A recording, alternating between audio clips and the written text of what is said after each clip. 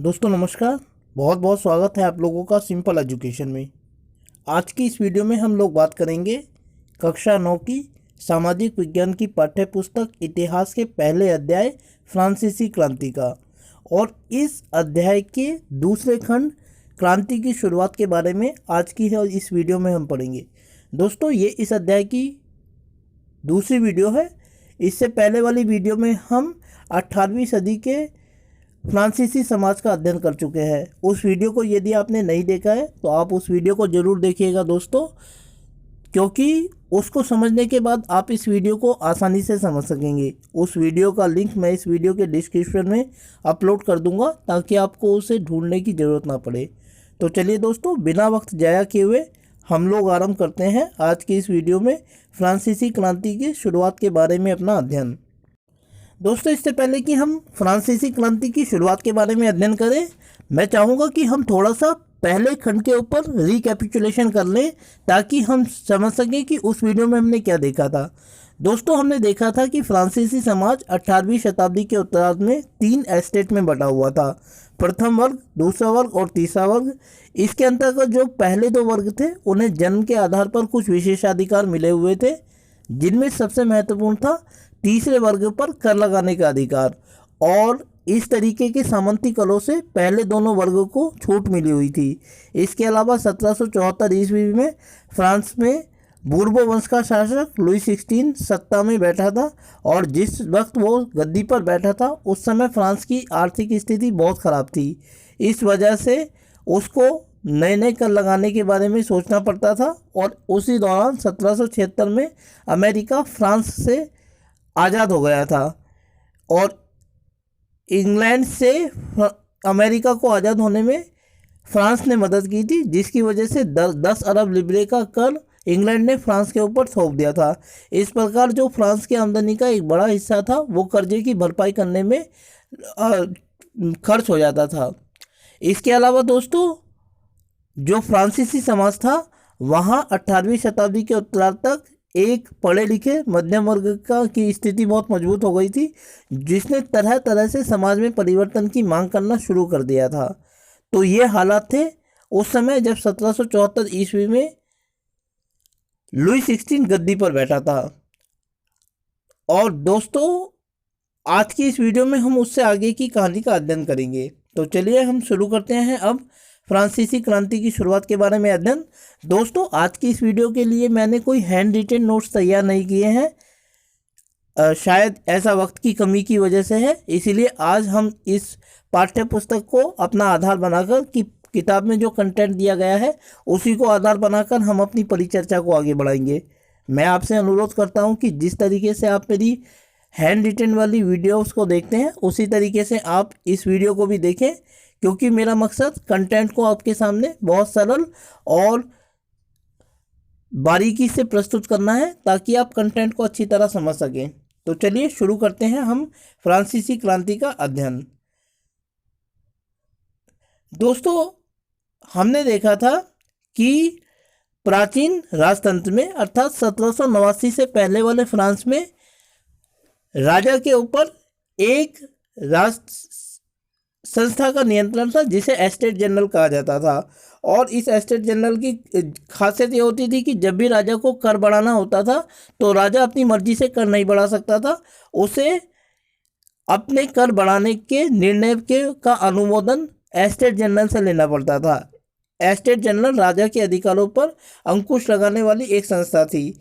इस estate general में पहले और दूसरे वर्ग के लोग अपने 300 सदस्य भेजते थे, और जो तीसरे एस्टेट के लोग थे वो इसमें अपने 600 सदस्य भेजते थे।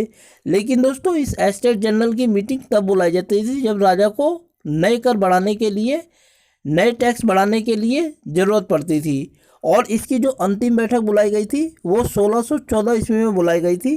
1789 ईस्वी तक इसकी कोई बैठक नहीं बुलाई गई थी, अर्थात 175 साल हो गए थे इस एस्टेट जनरल की मीटिंग हुए बिना।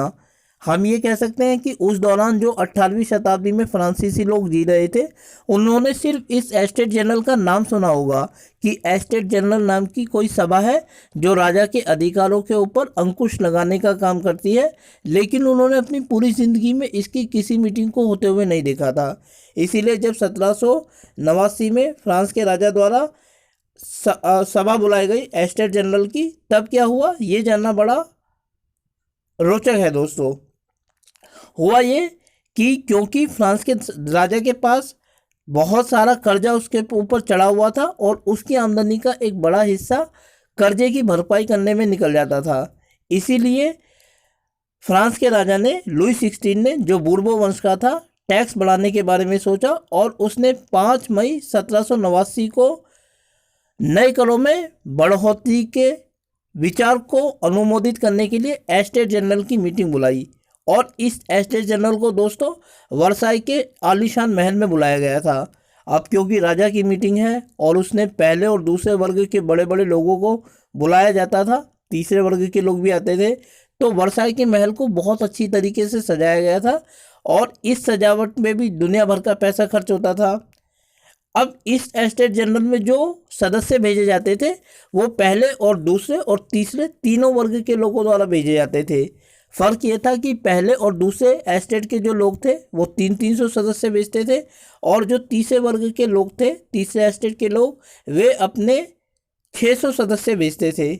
और जब मीटिंग होती थी तो पहले दो वर्ग अर्थात पादरी वर्ग के लोग और कुलीन वर्ग के लोग आमने सामने की कतारों में बैठ जाते थे, जबकि तीसरे वर्ग के लोग, जिनकी संख्या 600 थी, वो पहले दोनों एस्टेट वर्ग के लोगों के पीछे जो जगह होती थी वहाँ हाथ बांधकर खड़े हो जाते थे। तो दोस्तों ऐसी स्थिति थी जिसमें एस्टेट जनरल की मीटिंग की जाती थी। ये जो तीसरे एस्टेट के लोग थे, ऐसा नहीं है कि इसमें सारे लोग शामिल थे, इसमें पढ़े लिखे, धनी और समझदार लोगों को शामिल किया गया था। दोस्तों जो कृषक थे, महिलाएं थे और मजदूर थे, उनको इस तीसरे एस्टेट में कोई प्रतिनिधित्व नहीं दिया गया था। यहाँ तक कि वो लोग इस सभा में प्रवेश भी नहीं कर सकते थे। ये तीसरे एस्टेट में तय था। लेकिन फिर भी करीब 40,000 पत्रों के जरिए महिलाओं ने, मजदूरों ने, किसानों ने अपनी शिकायतों को तीसरे वर्ग के जो प्रतिनिधि थे उन तक पहुंचाया और इनकी सूची को तैयार किया गया था, जिन्हें वर्साई के शानदार महल में तीसरे वर्ग के या तीसरे एस्टेट के लोगों के द्वारा ले जाया गया और वहां पर इन मांगों को रखने की मंशा प्रस्तुत की गई। लेकिन दोस्तों अगर एस्टेट जनरल की मीटिंग बुलाई जाती थी और राजा को कोई निर्णय लेना होता था तो इसके लिए राजा एक बड़ी ही अपने मुताबिक व्यवस्था करता था। हमने देखा कि पहले और दूसरे एस्टेट के लोग 300 होते थे और तीसरे वर्ग के लोग 600 होते थे, परंतु इस संख्या के बावजूद भी एक वर्ग का एक वोट माना जाता था, हर सदस्य का एक वोट नहीं माना जाता था। अर्थात कुल 3 वोट पड़ते थे, एक पहले वर्ग का, एक दूसरे वर्ग का और तीसरा तीसरे वर्ग का। इसमें से जो पहले और दूसरे वर्ग के लोग थे वो हमेशा राजा का साथ देते थे। इसीलिए यदि किसी भी मुद्दे पर मतदान करने की बात आती थी तो हमेशा पहले और दूसरे वर्ग के लोग राजा का साथ देते थे और अगर तीसरे वर्ग के लोग इसका विरोध भी करते थे तो उनके विरोध का कोई मतलब नहीं था, क्योंकि 2 वोट राजा के साथ होते थे, एक वोट जो 2 के मुकाबले कम था वो हार जाता था। इसीलिए बड़ी आसानी से जब चाहे राजा अपनी इच्छाओं को अनुमोदित करवा लेता था एस्टेट जनरल की मीटिंग के द्वारा।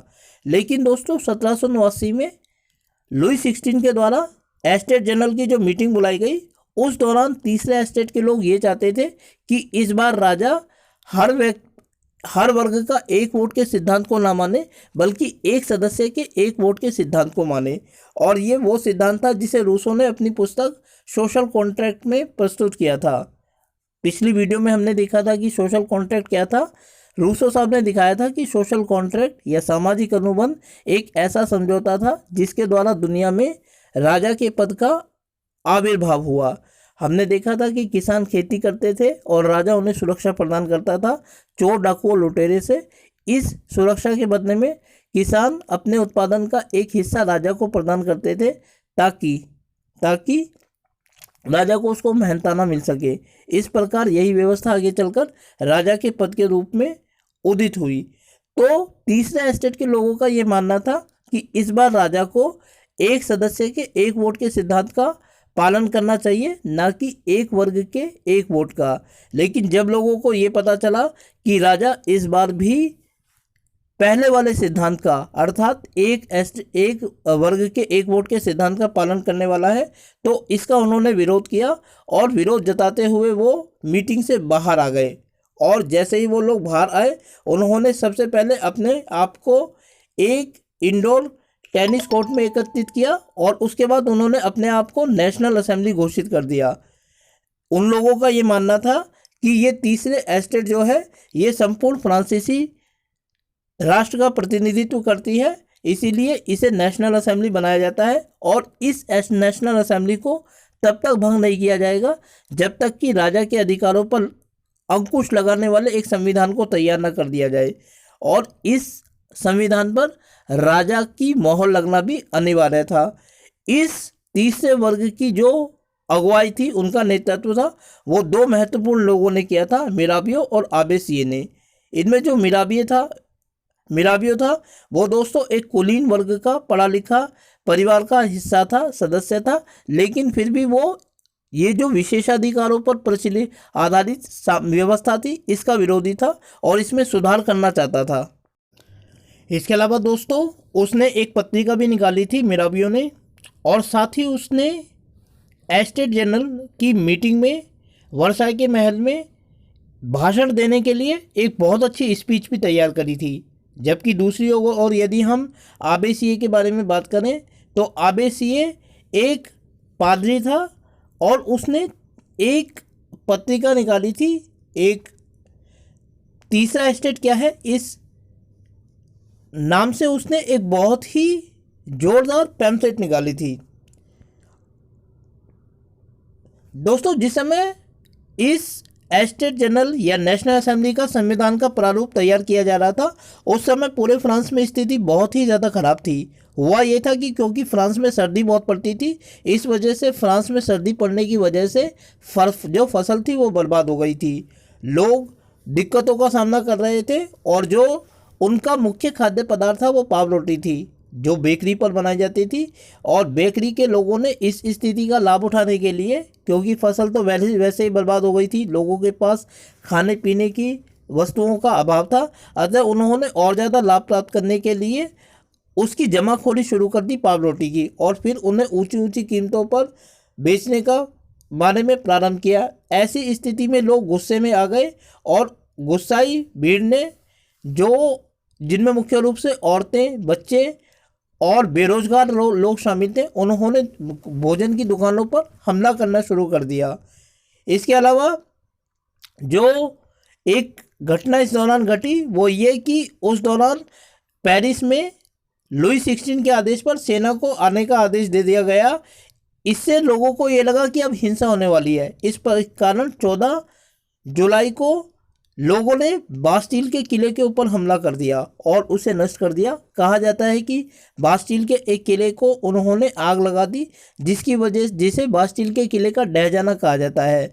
बास्टील का जो किला था वो राजा के निरंकुशता का प्रतीक माना जाता था। इस तरह जब लोगों ने बास्टील के किले को आग लगाई तो इसका प्रतीकात्मक रूप यह था कि उन्होंने राजा के सिद्धांतों के खिलाफ, उसके आदेशों के खिलाफ बगावत शुरू कर दी है। यहीं से फ्रांसीसी क्रांति की शुरुआत मानी जाती है। अब दोस्तों इसी दौरान ये हुआ कि लोगों के बीच ये खबर फैल गई ग्रामीण क्षेत्रों में कि जमींदारों ने और दूसरे लोगों ने, मालिकों ने, जो बड़ी बड़ी जागीरों के मालिक थे, उन्होंने लठैतों को बुला लिया है, जो भाड़े पर पैसे लेकर लड़ने का काम किया करते थे।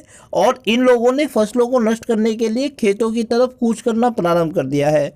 इसीलिए जो किसान थे वो गुस्से में आ गए और उन्होंने जगह जगह ग्रामीण क्षेत्रों में सामंतों के किलों के ऊपर हमला करना शुरू कर दिया। उन्होंने न केवल इन किलों के ऊपर, उनके घरों के ऊपर हमला करना शुरू कर दिया, बल्कि उन्होंने अन्न भंडार भी लूट लिए।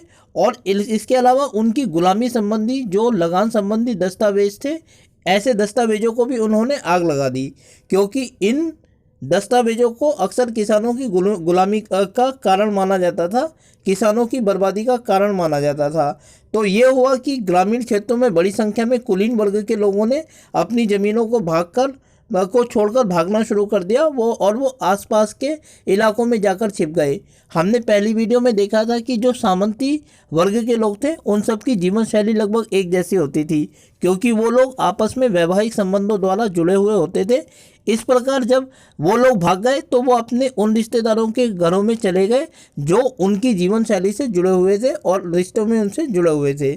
दोस्तों, इसके बाद यह हुआ कि जब लुई 16 ने देखा कि उसकी प्रजा बागी हो गई है और संविधान को, नेशनल असेंबली को मान्यता देने के अलावा उसके पास कोई चारा नहीं है, तो उसने नेशनल असेंबली को मान्यता दे दी।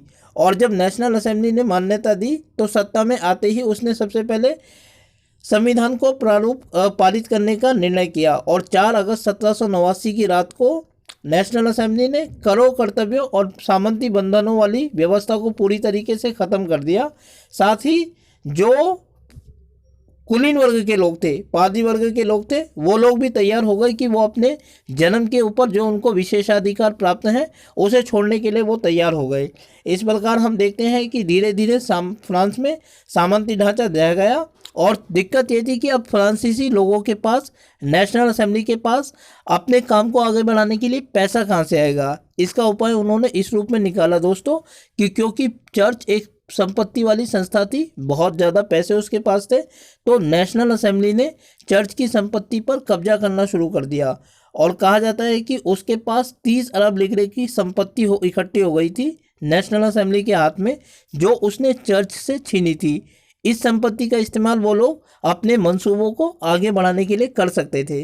दोस्तों, ये पेज नंबर 11 पर दिया गया चित्र है। कैपिटल नाम की जो किताब होती है, जो एनसीईआरटी से अलहदा तैयार की जाती है, जिसमें प्रश्नों के साथ साथ उनके उत्तर भी दिए जाते हैं, यह उस पर दिया गया चित्र है। और इसमें क्रांति के दौरान जो टेनिस कोर्ट का चित्र है उसको दिखाया गया है। हम जानते हैं कि टेनिस कोर्ट में ही जो लोग थे, नेशनल असेंबली थी, वो इकट्ठा हुई थी। नेशनल असेंबली की उस एस्टेट जनरल की मीटिंग का बहिष्कार करने के बाद तो इसे एक चित्र के रूप में उकेरा गया और इसमें नेशनल असेंबली के नाम पर लोगों को कसम खाते हुए दिखाया गया। तो दोस्तों, आज की इस वीडियो में हम लोगों ने बात की फ्रांसीसी क्रांति की शुरुआत के बारे में। मैं उम्मीद करता हूं कि आपको यह वीडियो अच्छी लगी होगी और साथ ही आपसे अनुरोध करता हूं कि यदि वीडियो अच्छी लगी तो वीडियो को लाइक और चैनल को सब्सक्राइब कर जरूर करें। साथ ही आगे आने वाली वीडियोस को देखने के लिए जुड़े रहें मेरे साथ, मेरे इस यूट्यूब चैनल पर जिसका नाम है सिंपल एजुकेशन। वीडियो को देखने के लिए आपका बहुत बहुत धन्यवाद दोस्तों।